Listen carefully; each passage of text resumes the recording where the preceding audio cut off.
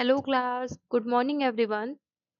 Class हमने last class में अभी तक पढ़ा था एसेंशियल ड्रग्स कॉन्सेप्ट के बारे में, डब्ल्यूएचओ के बारे में और हमारे क्या क्या क्राइटेरियाज दिए हुए हैं एसेंशियल ड्रग्स के, क्या हमारा एसेंशियल ड्रग का पर्पस है और किस तरीके की कैटेगरीज हमारे एसेंशियल ड्रग्स में इंक्लूड की गई हैं और जो एसेंशियल ड्रग्स का जो मॉडल है उसे कितने पार्ट में डिवाइड किया गया है और उन पार्ट्स में कौन कौन से कैटेगरी ऑफ मेडिसिन को रखा गया है। अभी तक हमने ये सारी चीजें अपनी लास्ट क्लास में जानी थी। अब हम स्टार्ट करेंगे आपकी फर्स्ट यूनिट जो कि है एंटीबायोटिक्स। बात करें आपके एंटीबायोटिक्स की कि एंटीबायोटिक्स क्या होते हैं और इनमें कौन कौन से कैटेगरी की मेडिसिन आती हैं और उनका क्या यूज है और ये किस तरीके से अपना एक्शन देते हैं। इन सारी चीजों के बारे में आज की क्लास में हम बात करेंगे। सबसे पहले हम बात करें एंटीबायोटिक्स की, तो एंटीबायोटिक्स क्या होते हैं। तो antibiotics are the medicine. Antibiotics कुछ ऐसी मेडिसिन होती हैं जो कि यूज होती हैं। Antibiotics are the medicine used to treat bacterial infection, जो कि आपके बैक्टीरियल इन्फेक्शन के लिए यूज होती हैं। दे आइदर किल द बैक्टीरिया और स्टॉप द ग्रोथ। ये या तो बैक्टीरिया को पूरी तरीके से खत्म कर देंगे या तो बैक्टीरिया की ग्रोथ को वहीं पे ही रोक देंगे, इनहिबिट कर देंगे। ये मेनली आपके एंटीबायोटिक्स का काम होता है। Antibiotics are not effective against the viral infection such as common cold, flu and most of the throat infections. Antibiotics basically जो है आपके वायरल इन्फेक्शन के अगेंस्ट काम नहीं करते। अगर आपको कोई वायरल इन्फेक्शन हुआ है तो आप वहां पे एंटीबायोटिक्स ले तो वो आपके इफेक्टिव नहीं होती हैं।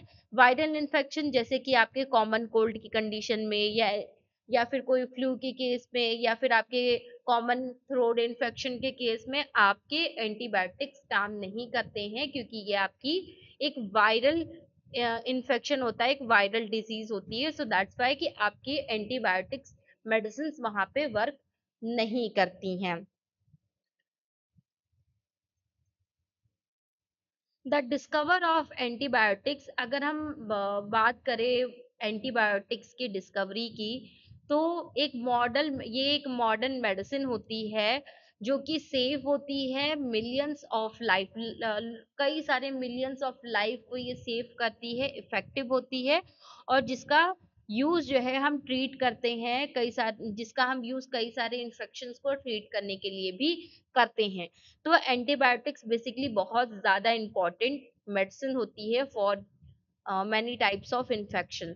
बात करें एंटीबायोटिक्स की डेफिनेशन की कि डेफिनेशन क्या होती है एंटीबायोटिक्स की, तो antibiotics are chemical substances. Antibiotics जो है कुछ केमिकल सब्सटेंसेस होते हैं दैट किल और inhibit the growth of bacteria, जो कि क्या करते हैं, या तो बैक्टीरिया को किल कर देते हैं या फिर आपके बैक्टीरिया की ग्रोथ को इनहिबिट कर देते हैं। ठीक है, किल किल बैक्टीरिया और इनहिबिट, इनहिबिट मतलब उसकी ग्रोथ को रोकना, उसकी ग्रोथ को रोक देते हैं या तो बैक्टीरिया को पूरी तरीके से खत्म कर देते हैं। And are used for the prevention of treatment of bacterial infection, और ये एंटीबायोटिक्स जो हैं वो आपके बैक्टीरियल इन्फेक्शन के ट्रीटमेंट में यूज की जाती हैं, बैक्टीरियल इन्फेक्शन से बचने के लिए इन एंटीबायोटिक्स का यूज किया जाता है। अगर हम बात करें कि ये एंटीबायोटिक्स काम कैसे करती हैं, किस तरीके से काम करती है, अगर हम इनकी बात करें तो सबसे पहले जब भी हम एंटीबायोटिक्स को लेते हैं, अप्लाई करते हैं अपनी बॉडी पे, ठीक है, तो ये क्या करते हैं आपके क्या करते हैं, बैक्टीरियल सेल वॉल सिंथेसिस को इनहिबिट करते हैं। जो बैक्टीरियल सेल वॉल जो है आपके जो है सिंथेसिस कर रही थी, ठीक है, एक बैक्टीरियल सेल से दो बैक्टीरियल सेल्स बना रही थी, तो वो उनकी सिंथेसिस को रोकता है। ठीक है, इसके अलावा ये एंटीबायोटिक्स क्या करते हैं, इनहिबिट द प्रोटीन सिंथेसिस, और प्रोटीन ये एंटीबायोटिक्स प्रोटीन सिंथेसिस को भी रोकते हैं। इसके अलावा न्यूक्लियर सिंथेसिस, जो आपके न्यूक्लिक एसिड के जो सिंथेसिस है उसको भी ये रोकते हैं। Inhibit the bacterial metabolic pathway, ये मेटाबॉलिक पाथवे जो बैक्टीरिया का जो मेटाबॉलिक पाथवे होता है उसको भी रोकने का काम करते हैं। ठीक है, इसके अलावा और ये क्या करते हैं, आपके बैक्टीरियल सेल वॉल, जो आपकी बैक्टीरियल सेल वॉल जो होती है उसको भी ये डैमेज करने का काम करते हैं।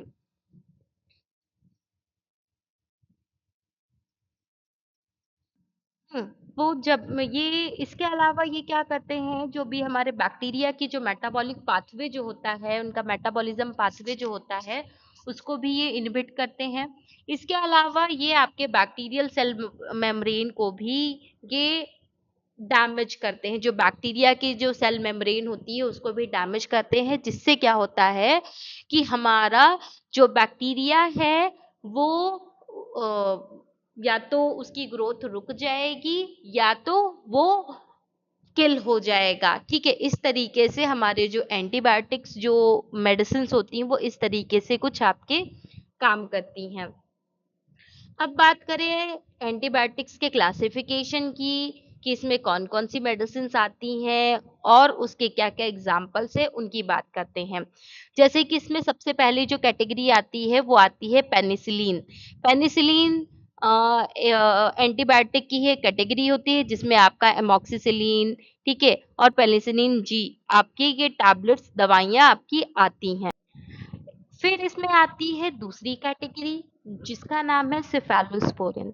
सिफेलोस्पोरिन, जिसमें आपका एग्जाम्पल आता है सिफेक्सिम।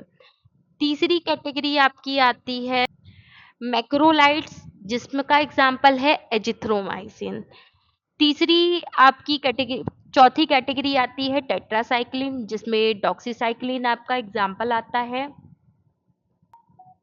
पांचवी कैटेगरी अमीनोग्लाइकोसाइड्स आते हैं, जिसमें आपका जेंटामाइसिन और अम्बिकासिन आपका आता है।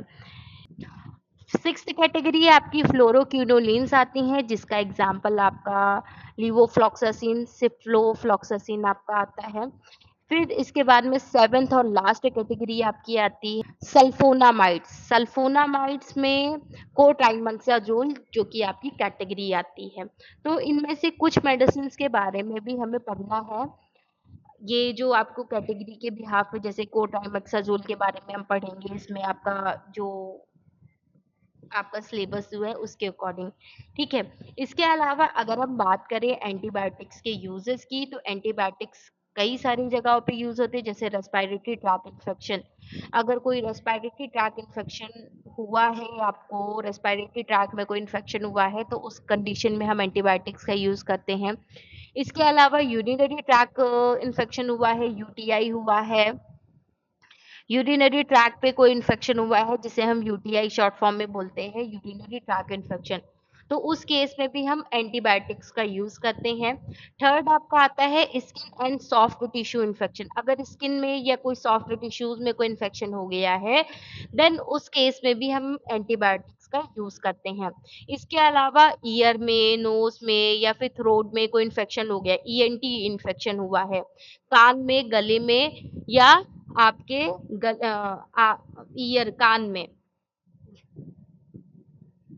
इन्फेक्शन हुआ है, तो उस केस में भी हम एंटीबायोटिक्स का यूज करते हैं। इसके अलावा हमारे कई सारे गैस्ट्रोइंटेस्टाइनल बैक्टीरियल इन्फेक्शन के केस में भी हम एंटीबायोटिक्स का यूज करते हैं।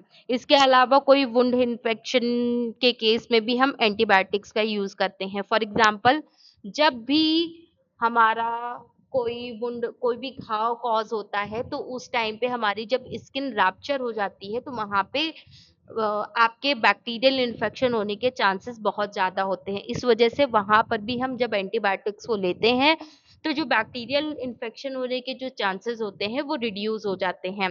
ठीक है, तो इसके अलावा आपका सेक्सुअली ट्रांसमिटेड बैक्टीरियल इन्फेक्शन से भी आपको ये प्रोटेक्ट करता है। एंटीबायोटिक्स वहाँ पर भी आपको हेल्प करता है। ठीक है, तो ये यहाँ इन सारी कैटेगरीज में हम एंटीबायोटिक्स का यूज कर सकते हैं।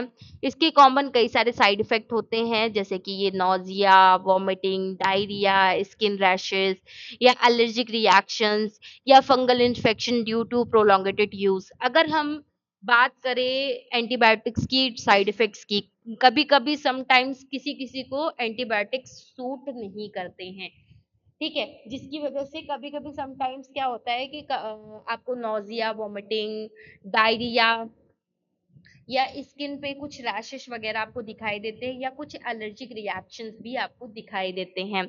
इसके अलावा फंगल इन्फेक्शंस भी हो सकता है अगर हम एंटीबायोटिक्स को एक लॉन्गर ड्यूरेशन के लिए कंटिन्यूअसली यूज करेंगे तो, ठीक है, तो उसकी वजह से भी आपको ये सारी चीजें दिखाई दे सकती है।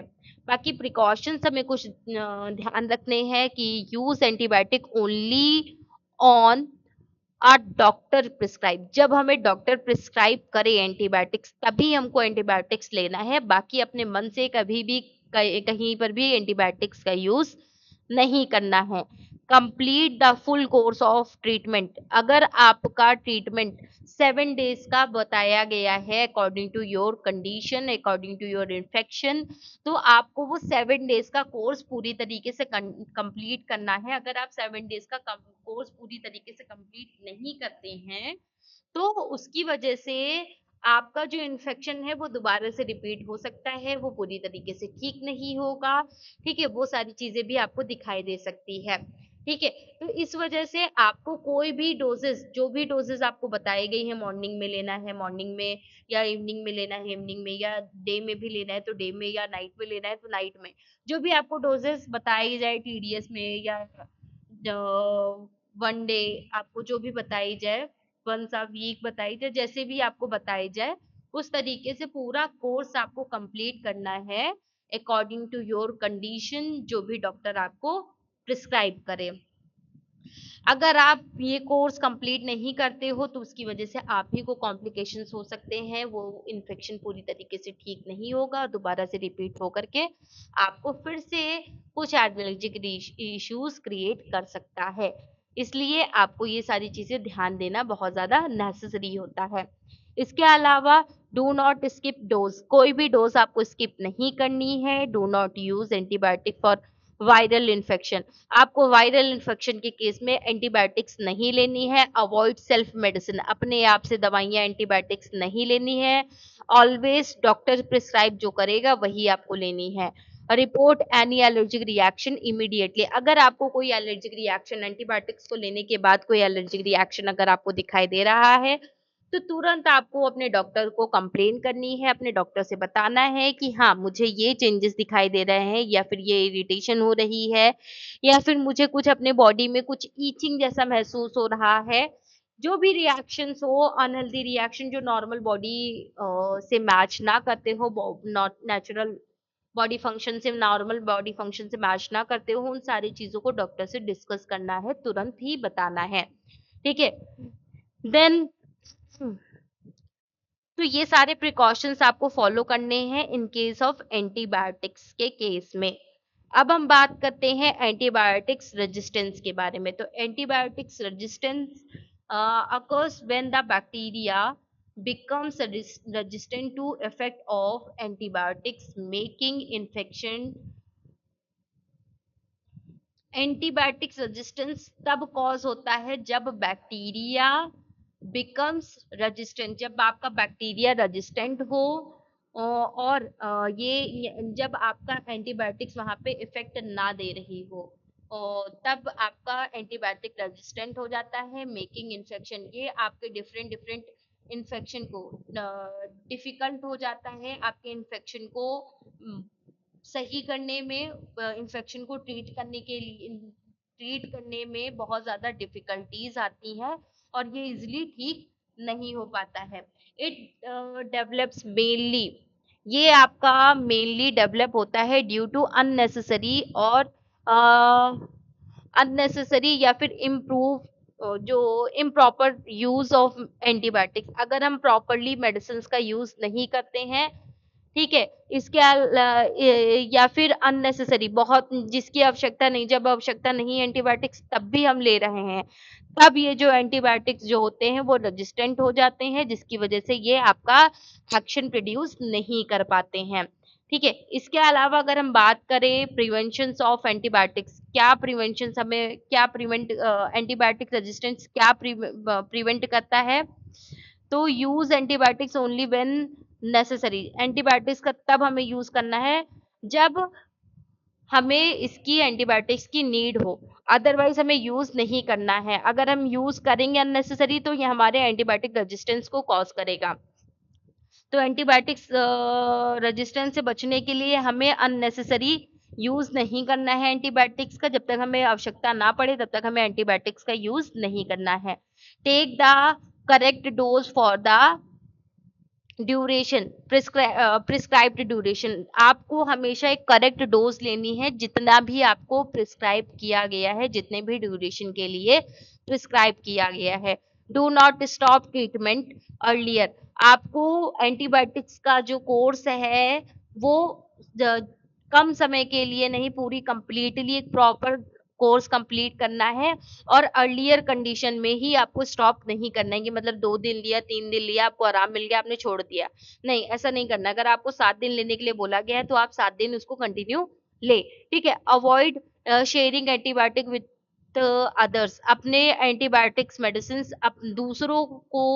दूसरों से शेयर नहीं करनी चाहिए कि आपको ये इन्फेक्शन हुआ तो आप दवा लेकर के आए, यही सेम इन्फेक्शन किसी और पर्सन को भी हुआ तो आपने क्या किया कि यही दवाइयां आप उसको देने के लिए चले गए। तो ये सारी चीजें आपको नहीं करनी है, इस तरीके से नहीं करनी है। ठीक है। इन सारी चीजों का आपको ध्यान रखना है। इसके अलावा आपको ये भी ध्यान रखना है, फॉलो द प्रिंसिपल ऑफ। आपको ये भी ध्यान रखना है कि आपको जो रेटिशनल यूज ऑफ ड्रग का जो रेटिशनल यूज जो है उसका जो प्रिंसिपल है उसको जरूर से जरूर फॉलो करना है, उसको मिस नहीं करना है। इन सारी चीजों को आपको ध्यान रखना है। इसके अलावा इंपॉर्टेंस ऑफ एंटीबायोटिक्स। एंटीबायोटिक्स की अगर हम इंपॉर्टेंस की बात करें तो एंटीबायोटिक्स हमारे लिए, ये हमारी लाइफ को सेव करती है, ट्रीट करती है हमारे बैक्टीरियल इन्फेक्शंस को बचाती है। बैक्टीरियल इन्फेक्शन से हमें बचाती है एंटीबायोटिक्स। इसके अलावा ये प्रिवेंट करती है आपके इन्फेक्शन डिजीजेस को स्प्रेड होने से भी आपको बचाती हैं। इसके अलावा ये रिड्यूस करती है कॉम्प्लिकेशंस ऑफ इन्फेक्शन। इन्फेक्शन से जो कॉम्प्लिकेशंस हो सकते हैं उनसे आपको बचाती है। और ये इसेंशियल, बहुत ज्यादा आवश्यक होती है for the surgery and emergency care और सर्जरीज के लिए भी ये एंटीबायोटिक्स बहुत ज्यादा इंपॉर्टेंट होती हैं, बहुत ज्यादा इम्पॉर्टेंट होती हैं, इसेंशियल होती हैं। इसके अलावा ये इम्प्रूव करती हैं public health and quality of life. हमारी क्वालिटी ऑफ लाइफ और पब्लिक हेल्थ को भी इम्प्रूव करने में ये हमारी एंटीबायोटिक्स हेल्प करती हैं। तो ये सारी चीजें क्या है, all about your antibiotics. Antibiotics क्या होते हैं, ठीक है, एंटीबायोटिक्स होते क्या हैं और इनकी डेफिनेशन क्या है, इसका मैकेनिज्म ऑफ एक्शन क्या है, किस तरीके से ये एंटीबायोटिक्स काम करते हैं और इसका क्लासिफिकेशन क्या है और इसके यूजेस क्या है। इसके अलावा कॉमन साइड इफेक्ट क्या है, प्रिकॉशंस क्या है इसके, और एंटीबायोटिक रेजिस्टेंस क्या होता है और एंटीबायोटिक रेजिस्टेंस से आपको कैसे बचना है। ये सारी चीजें मैंने आप लोगों को बताई, ऑल अबाउट योर एंटीबायोटिक्स। तो ये सारी चीजें हमने बात की आपके एंटीबायोटिक्स के। आई थिंक आप सभी को समझ में आया होगा कि एंटीबायोटिक्स क्या होते हैं। ये आपके बेसिकली कुछ ऐसे मेडिकल एंटीबायोटिक्स, बेसिकली मैंने आप लोगों को बताया कि ये कुछ ऐसी दवाइयाँ होती हैं जो आपके बैक्टीरियल इन्फेक्शन को रोकने का काम करती हैं, या फिर बैक्टीरिया को किल कर देती हैं, या तो बैक्टीरिया की ग्रोथ को स्टॉप कर देती हैं। जो कि आपके जो भी बैक्टीरियल इन्फेक्शन हुए हैं उनसे आपको ये प्रोटेक्ट करती हैं। बाकी इनकी डेफिनेशन क्या होती है, बेसिकली एंटीबायोटिक्स कुछ केमिकल सब्सटेंसेस होते हैं जो कि आपके बैक्टीरिया की ग्रोथ को रोक देते हैं या बैक्टीरिया को किल कर देते हैं, दोनों में से कोई एक काम करेगा। ठीक है। ये सारी चीजें आपकी होती हैं। और इसके अलावा ये हमारे कई सारे बैक्टीरियल इन्फेक्शन से हमें प्रोटेक्ट करने का भी काम करती हैं। तो ये सारी चीजें भी आप लोगों को ओवरऑल दिखाई देती हैं। इसके अलावा मैंने आप लोगों को इसका मैकेनिज्म ऑफ एक्शन बताया कि कैसे आपका बैक्टीरिया, जब भी हम एंटीबायोटिक्स लेते हैं तो ये एंटीबायोटिक्स हमारी बॉडी में एब्जॉर्ब हो करके ये हमारे बैक्टीरियल सेल वॉल की सिंथेसिस को रोक देते हैं, जिससे कि जो बैक्टीरिया जो अपनी सिंथेसिस कर रहे होते हैं वो आपकी रुक जाती है। इसके अलावा ये हमारे बैक्टीरिया की प्रोटीन सिंथेसिस को भी रोक देते हैं और इनकी न्यूक्लिक जो न्यूक्लिक एसिड सिंथेसिस होती है उनको भी रोक देते हैं, और बैक्टीरिया जो बैक्टीरियल मेटाबॉलिक पाथवे जो होता है उसको भी ये रोक देते हैं। इसके अलावा जो भी हमारे बैक्टीरिया की जो सेल मेम्ब्रेन जो होती है उसको डैमेज कर देते हैं, जिसकी वजह से या तो बैक्टीरिया किल हो जाएगा या तो उसकी ग्रोथ वहीं पे ही रुक जाएगी, स्टॉप हो जाएगी। तो ये सारी चीजें मैंने आप लोगों को बताई। अब इसमें जो है हम एंटीबायोटिक्स में हमारे आपके सिलेबस के अकॉर्डिंग कुछ दवाइयाँ कुछ मेडिसिन दी हुई हैं उनके बारे में हम जानेंगे, जैसे कि आपका बेंजाइल बेंजोएट है, इसके अलावा गामा बेंजीन हेक्साक्लोराइड है, इसके अलावा आपका कैलामाइन लोशन है और प्रोविडो आयोडीन है। तो ये कुछ आपकी इसेंशियल मेडिसिन इसमें इंक्लूड की गई हैं। आपके एंटीबायोटिक्स में आपके सिलेबस के अकॉर्डिंग आपकी ये 4 कैटेगरी दी हुई जिनके बारे में हमें डिटेल में पढ़ना है कि बेंजाइल बेंजोएट क्या होता है, या गामा बेंजीन हेक्साक्लोराइड क्या होता है, या कैलामाइन लोशन क्या होता है, या फिर प्रोविडो आयोडीन क्या होता है। तो इनके बारे में भी हम जानेंगे। अगर मैं एक शॉर्ट में इंट्रोडक्शन दूं बेंजाइल बेंजोएट के बारे में, तो बेंजाइल बेंजोएट आपका एक ऐसा लोशन है, एक ऐसी मेडिसिन है जिनका यूज हम लाइस और टिक्स के केस में करते हैं, सॉरी माइट्स के केस में। लाइस और माइट्स के केस में हम बेंजाइल बेंजोएट का यूज करते हैं। ये ऐसी दवाइयाँ होती हैं बेसिकली जो हमारे सरों में जैसे जुए हो जाती है, जिन्हें हम इंग्लिश में क्या बोलते हैं, लाइस बोलते हैं। तो लाइस की केस में, स्कैबीज के केस में, माइट्स के केस में हम बेसिकली बेंजाइल बेंजोएट का यूज करते हैं। ये एक आपका टॉपिकल एंटीबायोटिक ड्रग होती है जिसको हम टॉपिकली अप्लाई करते हैं अराउंड द अफेक्टेड एरिया। जो भी हमारा अफेक्टेड एरिया है, जैसे हमारे सर में, हमारे बालों में हमें लाइंस हो गई है, मतलब जुए हो गई हैं, तो वहां पे हम क्या करते हैं, बेंजाइल बेंजोएट को अप्लाई करते हैं, जो कि हमारे लाइफ से प्रोटेक्ट करने में हमें हेल्प करती हैं। ये लाइंस होती क्यों है, किस वजह से होती हैं, अगर हम इसकी भी बात करें तो बेसिकली जो आपकी जो लाइंस होती है, अगर हम अपने सर को अच्छे से साफ नहीं करेंगे, वॉश नहीं करेंगे, उसको उसकी देख रेख नहीं करेंगे, उसमें जो स्वेटिंग वगैरह जो होती है उसको होने देंगे, या फिर गंदा है तो गंदे रहने देंगे, उसको साफ नहीं करेंगे अच्छे से अपने बालों को, तो उसमें हमारी छोटी छोटी जुबें बनने लगती हैं, जो कि हमारे लिए बहुत ज़्यादा हार्मफुल होती हैं। ठीक है, तो वो हमारे लिए बेसिकली अच्छी नहीं होती हैं। और स्कैबीज जो आपका जो कॉज होता है वो भी कुछ ऐसा ही स्वेटिंग के थ्रू, गर्मियों के सीजन में स्वेटिंग के वजह से ही आपके ज्यादातर कॉज होती है, और पर्सनल हाइजीन ना रखने की वजह से आपका कॉज होती है। तो पर्सनल हाइजीन इज मस्ट। आप लोगों को हमेशा से स्टार्टिंग से सिखाते सिखाया जा रहा है कि आपको अपना पर्सनल हाइजीन मेंटेन करना है, पर्सनल हाइजीन मेंटेन करना है। अगर आप पर्सनल हाइजीन को मेंटेन रखते हैं तो आपका स्वास्थ्य भी ठीक रहता है। अगर आप अपने पर्सनल हाइजीन को मेंटेन नहीं करते हैं तो कहीं ना कहीं आपकी हेल्थ को बहुत ज़्यादा हार्म पहुंचा सकता है। तो कहने का मतलब यही है कि हमें अपने पर्सनल हाइजीन को मेंटेन रखना है, जिससे कि हम ये माइट्स, स्कैबीज, लाइसिस, इनसे हम बच सके, क्योंकि ये हमारे लिए बिल्कुल भी अच्छी नहीं होती हैं। तो ये सारी चीजें ओवरऑल आपकी होती हैं। इसके अलावा इसमें आपका गामा बेंजीन हेक्साक्लोराइड है, जो कि एक लोशन, ये भी एक आपका जो है एंटीबायोटिक टॉपिकल एंटी एक जो है टॉपिकल एंटीबायोटिक ड्रग होती है, एक मेडिसिन होती है जिसको हम टॉपिकली अप्लाई करते हैं। ये बेसिकली आपके स्कैबीज के केस में अ, आपका गामा बेंजीन हेक्साक्लोराइड का यूज किया जाता है।